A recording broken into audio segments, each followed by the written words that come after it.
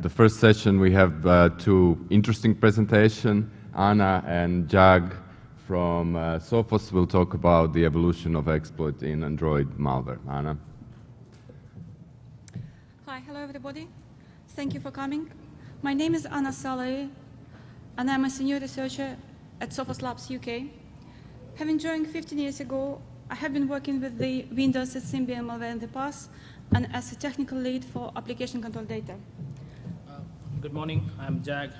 I work at Sophos as well, mostly concentrating on Android malware these days. We are here to present evolution of Android exploits from a static analysis tools perspective.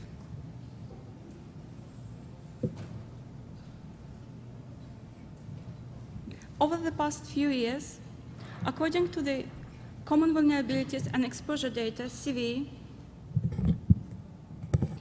the total number of the Android vulnerabilities has reached 37, with 7 of them discovered only last year, and 7 have been reported so far this year. In this research, we have investigated Android malware that would exploit vulnerabilities and identified the most relevant malware families from static analysis point of view. To begin, according to Gartner, collectively, 2.5 billion mobile devices to be shifted this year, with the Android to be uploaded on more than 1 billion of them. Growing popularity of Android devices, as well as the specifics of Android environment as its open source code nature, the non-complicated way of adding applications to the Google Play and other Android application markets, forums, and file sharing sites, plus the possibility of redistribution in the form of repackaged and cracked apps, all this makes Android the #1 target for mobile malware authors. With the malware samples in total reaching 1 million mark in our database in June this year, to compare with the just above 600,000 samples at the beginning of this year. With the cumulative malware exploit sample share reaching 10% of the total. Since it has begun in 2010, the evolution of Android malware can be matched with the exploitation of Android vulnerabilities. So let's have a look at the most significant of them relevant to this research. Starting with the Q4 2010, the first serious proof of concept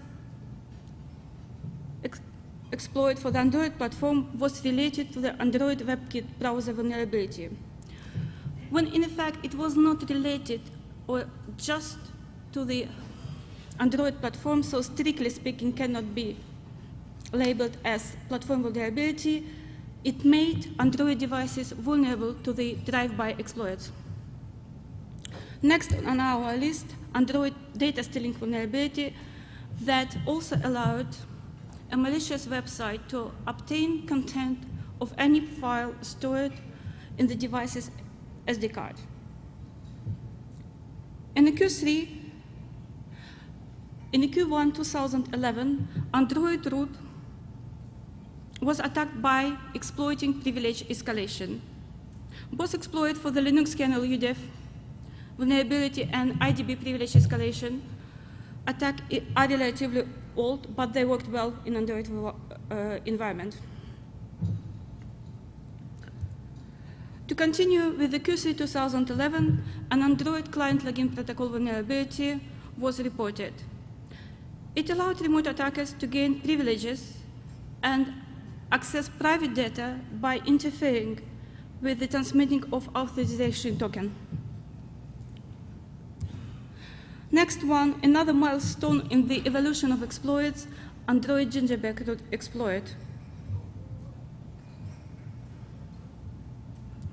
I will skip goodbye 2012 Following with the so-called Dex-to-jar exploitation, and before anybody actually complains, yes, it's not platform vulnerability, it's not related to Android platform as such, but it has been added to our list because malware authors have found the way to break the output of this basic analysis tool by introducing complex code encryption. In July 2013, it was reported that Android IPK signature was compromised. The error was found in the way how cryptographic signatures for applications were handled. This allowed attackers to execute arbitrary code via an application package file APK without violating the cryptographic signature. And just in a couple of weeks' time, it has been followed with another discovery by Chinese researchers, extra field vulnerability. So let's have a closer look at these exploits, starting with the looter exploit or rage against the cage. And the malware family, DroidD root, that was a classic example of using looter exploit with the exploit code distributed in the ELF executable. It was followed by another family, DroidD, mostly known as the first large attack to the Google Play, with the over 50 applications containing a root exploit reported at the time to be distributed from the Android market. Another family that stands out, it's Droid Confu. It's interesting by the fact that it has encrypted two known root exploits, a Linux UDF exploit and a rage against the cache exploit. When run, it was decrypting these two exploits and executing them, launching the attack. The cumulative share of malware samples that uses variation of this classic root exploits has reached 2% of the total in our database. And when we are looking at the different pieces of malware that have taken advantage of this vulnerability, up to 14% made up by variations of the classic Android local root exploit, followed up by Droid Confu malware family,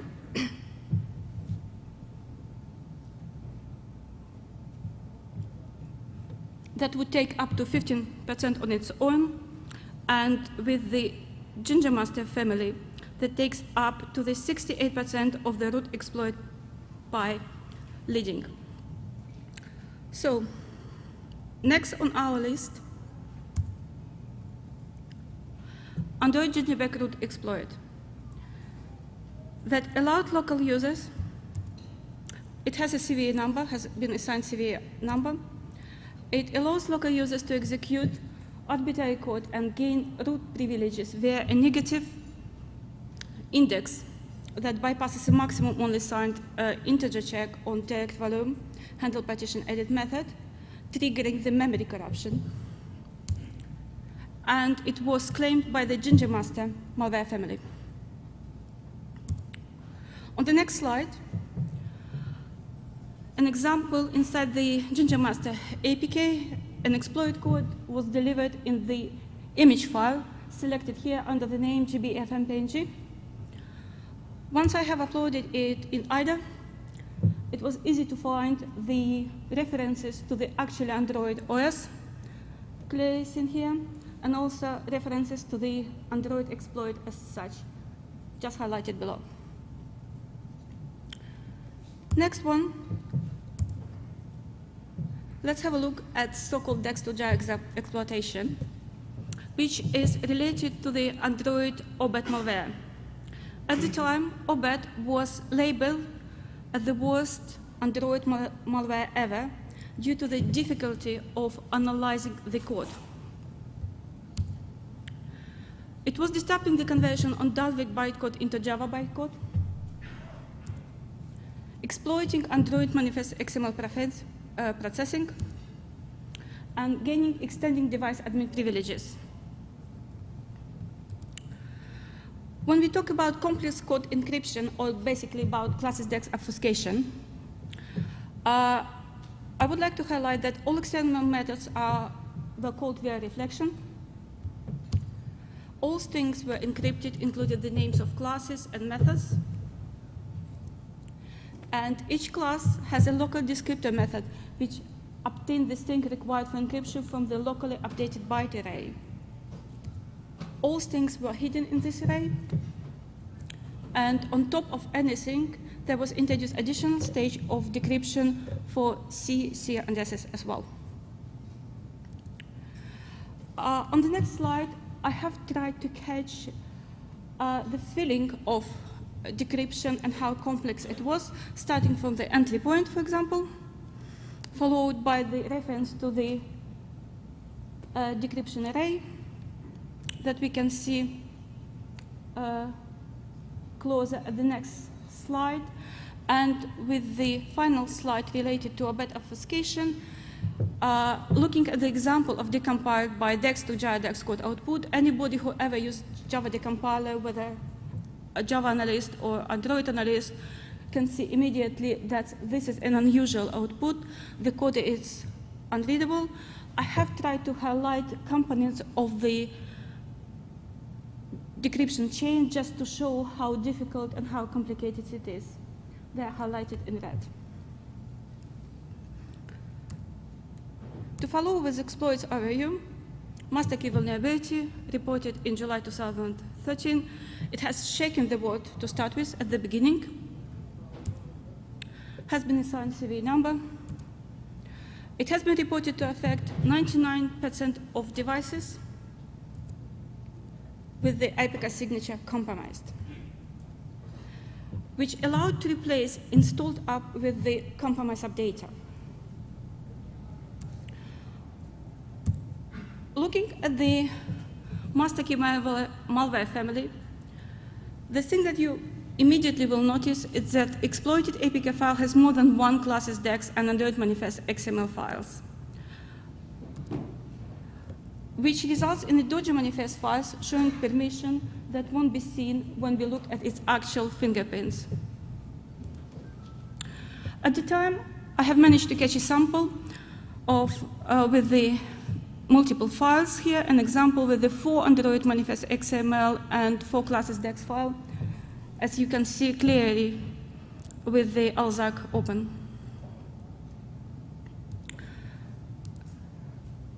And just to finish with the similar vulnerability discovered a couple of weeks later by Chinese researchers that also allowed bypass code verification, signature code verification, but using slightly different techniques.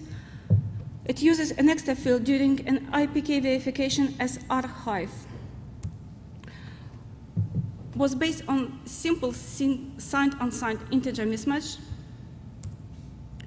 and basically was exploiting fundamentals of Android APK as a zip archive with some special object fields.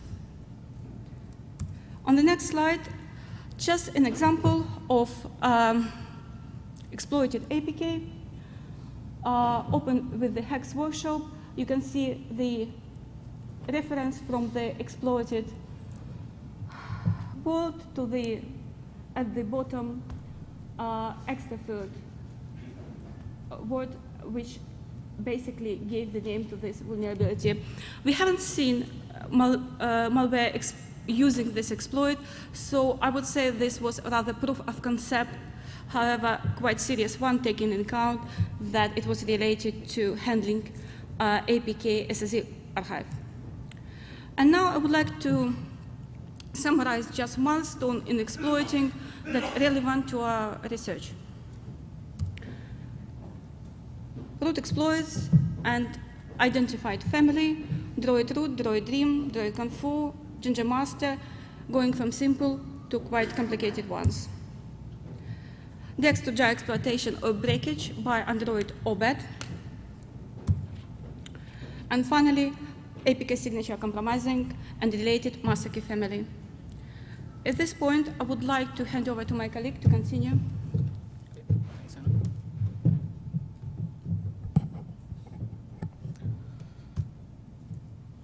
Okay, in the next part, we'll be looking at various static tools and techniques used for Android malware analysis, and we'll also be looking at evaluation of tools against exploit samples. We'll discuss some of the interesting cases we encounter while doing this evaluation. Okay, what's the purpose of doing this evaluation?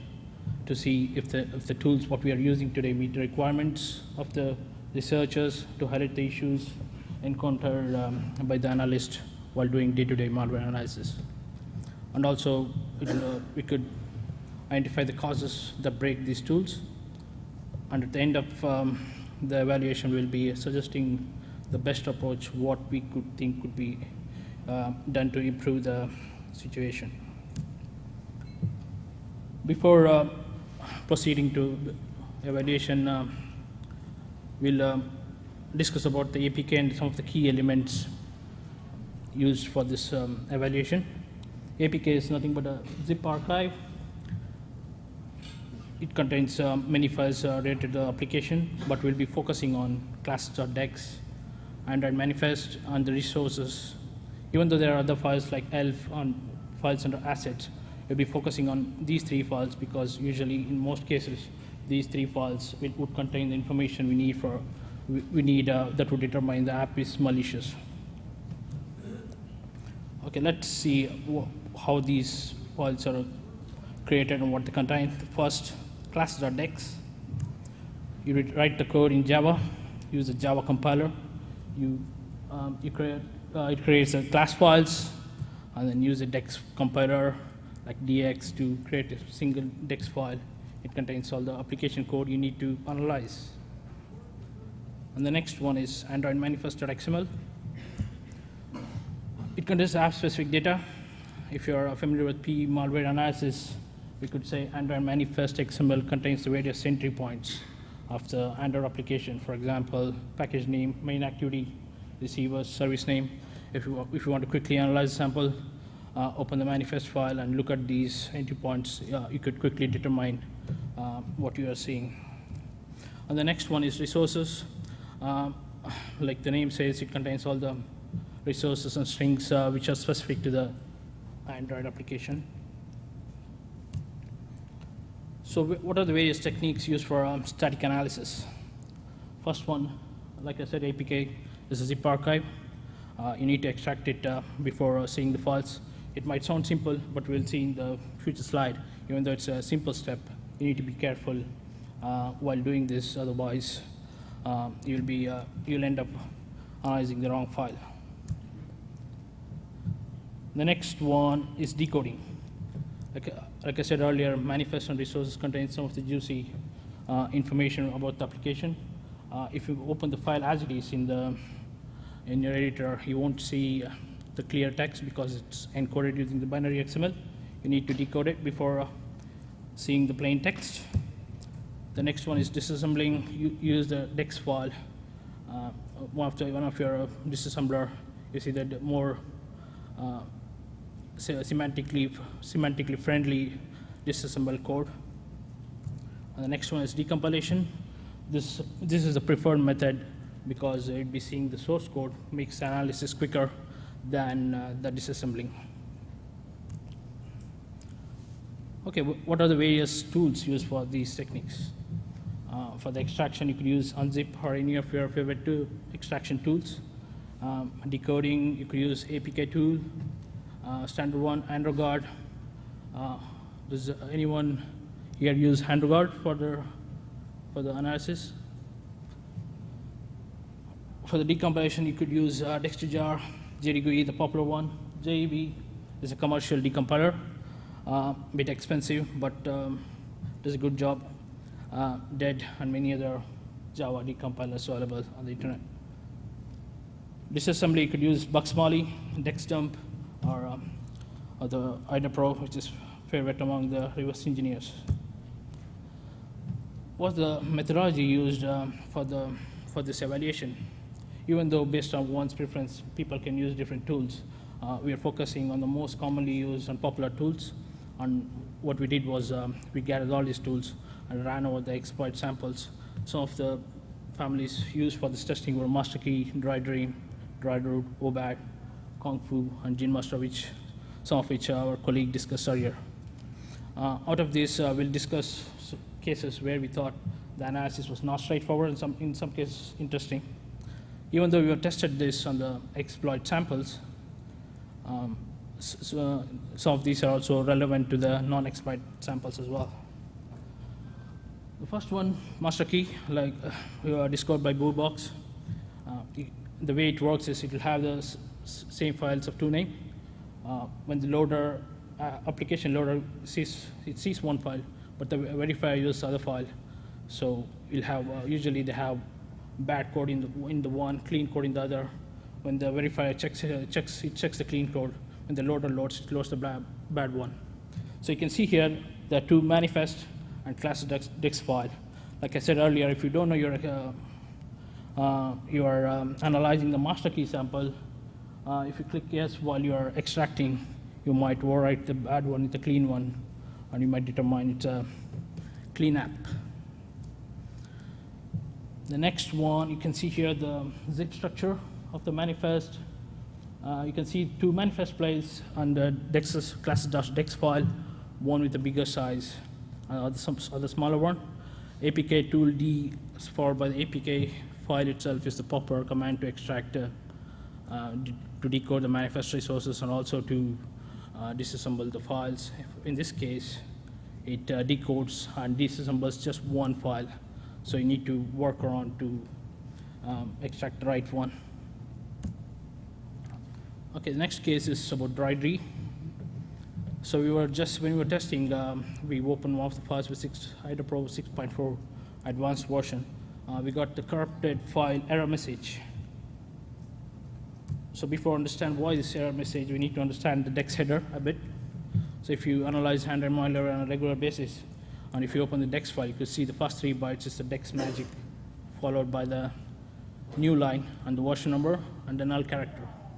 The sample which we were analyzing in this case had 036, which was at the time of writing this paper, which was very much relevant. It's still used. It's used by APA 14 and above, and other version number which is used is 035, which is used by APA level 13 and earlier. But in this case, Hydra Pro was breaking when we used 036.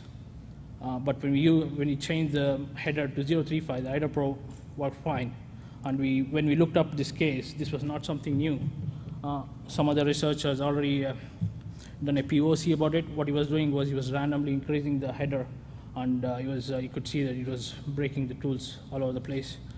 An interesting thing was he submitted it to IDA. The fix is available. Unfortunately, the fix is not available in the default version, installation version of. If you want the fix, you need to ask them. The next thing we'll be discussing is about opcodes. Familiar technique in the PC world. Simple, use all the junk, break the tools, slow the analysis. Simple, very effective. A lot of research. POCs already been done in the VB before, also in the other popular conferences. Now we see those being used in the Packers malware to break tools and to slow the analysis of the researchers. So we'll see some of the cases, out of many cases we've seen. Here we can see a runtime exception because of opcode format not found in the Dexter jar, and also one with 40 with Bugsmally. It failed in Bugsmally 1.4.1, but it worked fine in the 2.03. We'll see in the next slide what these opcodes are. 40, when we looked up in the opcodes, 40 is unused. It's not used for any purpose. Maybe, so they're exporting this to insert it. The tool thinks it's unused, don't know what to do, it breaks. But when using the app itself, app works fine. So mostly used for slowing the analysis and break tools. The next one was 64, reached the char static field, identified by the field ID into VX register. In this case, Dexter jar was throwing exception. The next one is decompilation. Decompilation is the most preferred method in the Android malware analysis. Most of the Android malware works while doing decompilation. You could see the source code, but the samples, what we see in these days, they're getting more sophisticated. Dex2jar doesn't work in most of the cases. You could see here some of the error messages in the slide, one with our index out of bound exception. In the other case, only part of the source code gets decompiled and other part doesn't decompile because of the uncaught exceptions.